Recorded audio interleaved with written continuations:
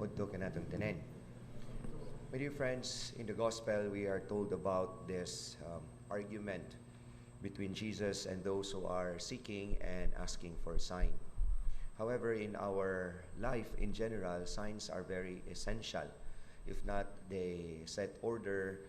They are as well as very important and essential. Without this, there would be chaos. No? Just imagine we are not respecting traffic signs. No, if it's green, if it's red, then everybody goes forward. No, kay sa ingon nga only in the Philippines basta orange go fast. No, well in fact it's a universal sign to slow down. Pero there is to paspasi, no, aron makaabot pa.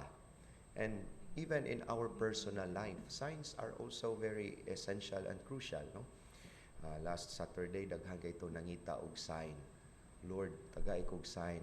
Whether He loves me not. He loves me not. Kung utot-utot nga buwak, murag di, yun ay pwede. No? Kung rusas nga way tunok, kani pwede na ni sugton. No? And all other things. No? Even in our decision making, we seek for signs before we can say that this is now the right time to make appropriate decisions. But in the biblical world, signs are far different from what we used to have in our everyday living. Because in the biblical world, sign can be associated with marvelous deeds from above, from God.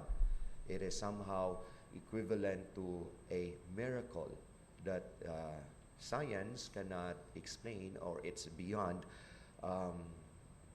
explanation by scientific ways, but something that only God can perform.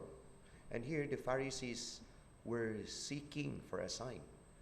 At hindsight, it would mean that they are actually very good because they are serious in their knowing about Jesus and they are seeking for sign.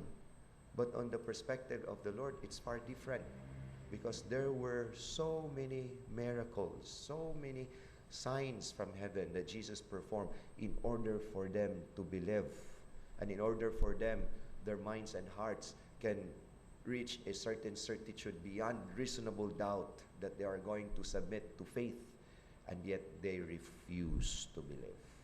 Kung mahinungdan, nakaingon si Kristo wa nagyoy lain pang sign nga kinahanglan ni mga tawhana kay ang ilang kasing-kasing tig-as pa kaysa bato. That means they refuse to believe. It's not sign that they are needing, but what is an urgent need is for their hearts to be changed. The conversion of heart.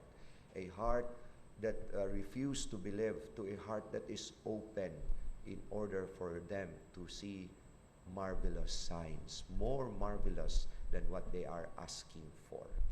Maybe perhaps in our life, na natay siguro pagtuo, but we are also in a way seeking for signs. That means we want God to perform something that's spectacular or tailored to what we want before we can submit more further to Him, submit ourselves to Him. Makaingon ta, Lord, kung imo yung pinangga, himuan eh. As if we are changing the mind of God.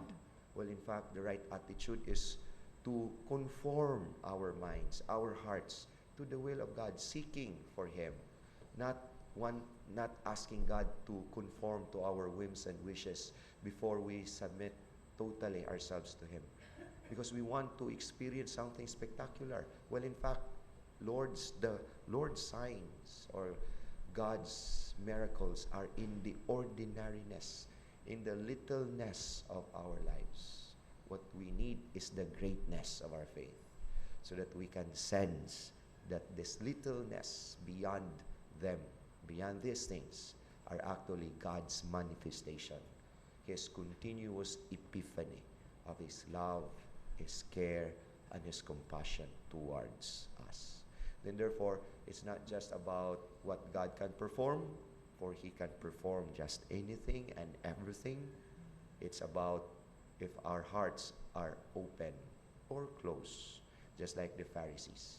A heart that is closed cannot sense God's signs, but a heart that is willing to seek for God, to encounter Him, is always a heart that will always encounter God's miracles. Amen.